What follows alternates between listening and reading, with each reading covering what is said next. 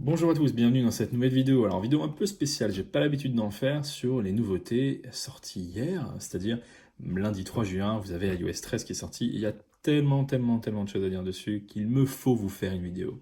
Et il y a vraiment de quoi dire. Alors des choses super positives, des choses un peu moins. En négatif, je commence tout de suite avec par exemple l'abandon de l'iPhone 6 et ça franchement c'est dommage parce qu'il y avait beaucoup de personnes qui ont encore ce téléphone, il a que 4 ans. Enfin, il va sur sa cinquième année, mais il a connu 4 mises à jour majeures. Et c'est triste, puisque par exemple le 5S en a connu 5, et iOS 12 l'avait boosté, donc il avait de quoi faire un peu, et surtout que l'iPad mini 4 prend en charge iPadOS 13, alors qu'il a la même puce. Bon, voilà, on peut trouver plein d'explications, mais on va parler maintenant des choses positives d'iOS 13, parce qu'il y en a beaucoup. Et déjà, si vous avez un iPhone avec Face ID, vous avez dû remarquer que mon cadenas s'ouvert super vite, et ça, c'est visible, Apple annonce 30% de plus rapide. Alors, est-ce que ça va se voir au quotidien? Moi, je l'ai vu et c'est vraiment appréciable. Mais appréciable ne veut pas dire la principale fonction d'iOS 13 et c'est le mode sombre. Enfin, le mode sombre dans iOS, c'était quelque chose d'ultra demandé depuis très longtemps. Les personnes jailbreakaient encore souvent que pour ça. Et bien maintenant, c'est fait et ça s'active super simplement dans les réglages. Vous pouvez rester soit en mode clair, soit en mode sombre, ou même automatique, c'est-à-dire qu'iOS vous mettra un mode clair ou sombre en fonction de la luminosité extérieure, si c'est le soleil ou pas. Enfin, je veux dire, si le coucher de soleil est là ou pas. Par exemple, en journée, vous aurez le mode clair puisque le mode sombre est trop sombre, et la nuit, vous aurez un mode sombre parce que le mode clair est trop clair. Bon, on se comprend. Personnellement, je préfère le mode sombre partout, même si en journée, il est vrai que c'est quand même un peu sombre, en pleine lumière. Et il est ultra bien intégré au système. Par exemple, là, dans les réglages, c'est très joli. Vous êtes dans vos musiques, c'est sombre. Vous êtes dans Safari, c'est sombre. Vous êtes dans vos photos, c'est sombre et c'est super beau. On verra tout à l'heure un peu plus photos. Vous allez sur Santé, c'est sombre. Vous allez dans l'App Store, c'est sombre. Vous allez dans Plan, c'est sombre. Vous allez dans la calculette, ça a toujours été sombre, mais c'est sombre aussi.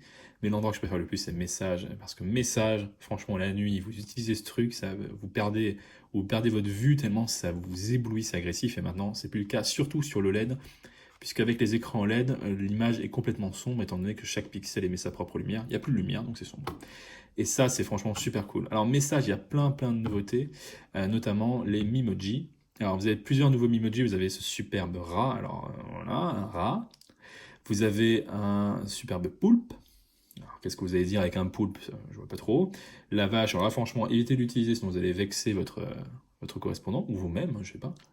Mais la vache. Alors personnellement, j'utilise pas du tout les emojis, c'est pas quelque chose que j'utilise, mais j'utilise beaucoup le Memoji, qui est vraiment représentatif, je trouve. Et aujourd'hui, il y a plus de fonctions. Vous pouvez personnaliser plus de choses, par exemple, pour ajouter des accessoires. Vous pouvez rajouter des AirPods si vous êtes tendance. Vous pouvez rajouter des piercings, vous pouvez changer plus de choses sur le maquillage, il y a plus d'options pour les chapeaux. Enfin, il y a vraiment de quoi faire avec le Memoji et ça, c'est super cool avec le Memoji. Et vous avez les nouveaux stickers. Alors, les stickers, c'est génial parce que vous pouvez exprimer une émotion sans forcément passer par un emoji. Par exemple, un emoji traditionnel, vous pouvez mettre des cœurs, vous pouvez mettre autre chose. Mais vous avez aussi accès à ça. Et avec ça, on peut faire vraiment pas mal de choses. Vous les envoyer directement, mais après les stickers, vous pouvez les utiliser. Et par exemple, mettre un sticker là, dire ah, je suis mort de rire, mais hop, et coller mon sticker directement dans mon message. Si vous avez un clavier, vous avez forcément un clavier, vous avez désormais la prise en charge du clavier glissé, c'est-à-dire que par exemple, vous pouvez utiliser un doigt, si vous utilisez une main, vous faites ça et ça écrit. Et franchement, ça marche super bien. Alors, je m'attendais pas à ça. J'ai toujours pas trouvé l'astuce pour faire l'espace en même temps, puisqu'à chaque fois je suis obligé de lever le doigt. Alors, si quelqu'un là, n'hésitez pas à me le dire dans les commentaires, ça m'intéresse. Mais je suis bluffé, ça marche super bien. Je suis bluffé. Oui, c'est dingue, je sais même pas comment ça marche. Franchement, je trouve ça incroyable. Mais ça marche et c'est une fonction géniale. Si vous l'utilisez en une main, deux, ça sert à rien. Mais une main, vous pouvez facilement écrire des mots compliqués sans problème.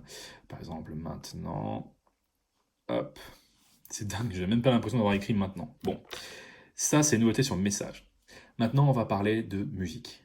Musique, il n'y a rien qui change visuellement. Par exemple, si on regarde Explorer pour vous, il y a rien qui change. Ce qui va changer, c'est pour l'écran de la lecture actuelle, la musique en cours. Alors, par exemple, vous sélectionnez une musique, ça ressemble à ça.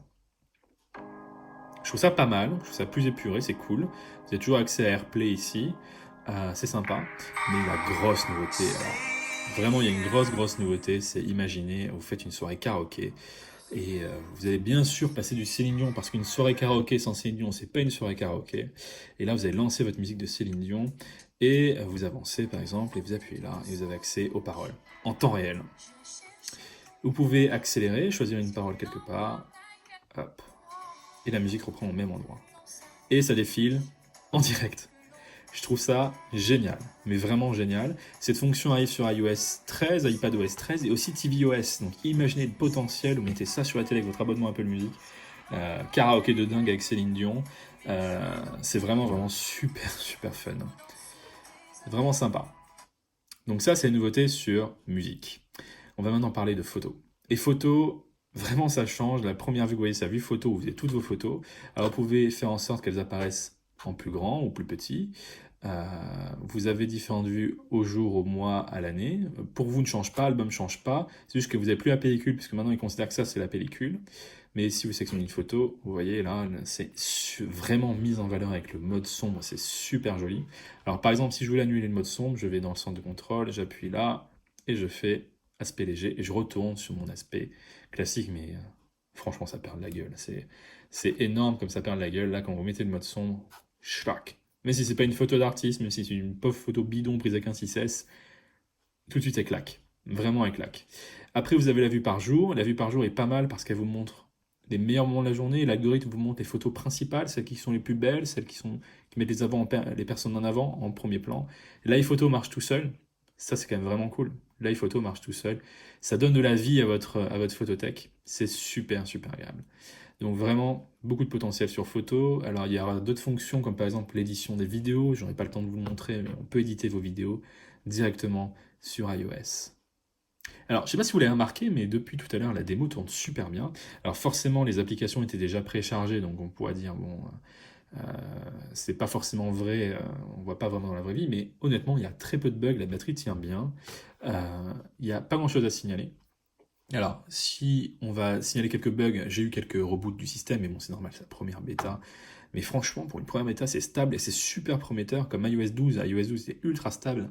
Et là, j'ai vraiment l'impression d'avoir un OS qui est déjà très avancé, même s'il est au premier stade. Alors, au niveau des petits changements esthétiques, par exemple sur le volume, enfin, ça y est, il n'y a plus le bouton volume au milieu. Maintenant, vous pouvez monter et baisser le volume directement avec la barre latérale. Ça, c'est quand même vachement cool. Et pour le mode silencieux, pareil, ça apparaît là. En haut, vous n'êtes plus obligé de passer par cet affreux pop-up qui apparaît au milieu de l'écran. Désormais, c'est un peu masqué, c'est quand même vachement sympa. Alors voilà, j'ai fait globalement le tour des principales fonctionnalités, mais il y en a tellement d'autres. Par exemple, dans les réglages, dans accessibilité, vous pouvez jumeler dans Toucher, Accessive Touch, dispositif de pointage. Vous pouvez mettre une souris dessus, une souris ou un trackpad, c'est fantastique. Sur un iPhone, ça sert pas franchement à grand chose, mais sur un iPad, waouh, le potentiel est dingue. Il y a vraiment plein de nouvelles petites fonctions éparses, un peu par-ci par-là, sur iOS 13. Voilà globalement tout ce qu'il y avait à dire dessus. C'est les principales nouveautés. Il y en a bien sûr beaucoup d'autres. En tout cas, au bout d'une journée, c'est celles qui m'ont le plus marqué. Bien sûr, il y a d'autres choses à voir. Mais bon, on verra si on approfondira ça dans une prochaine vidéo. Je vous remercie à tous de m'avoir suivi et à très vite pour de prochaines vidéos.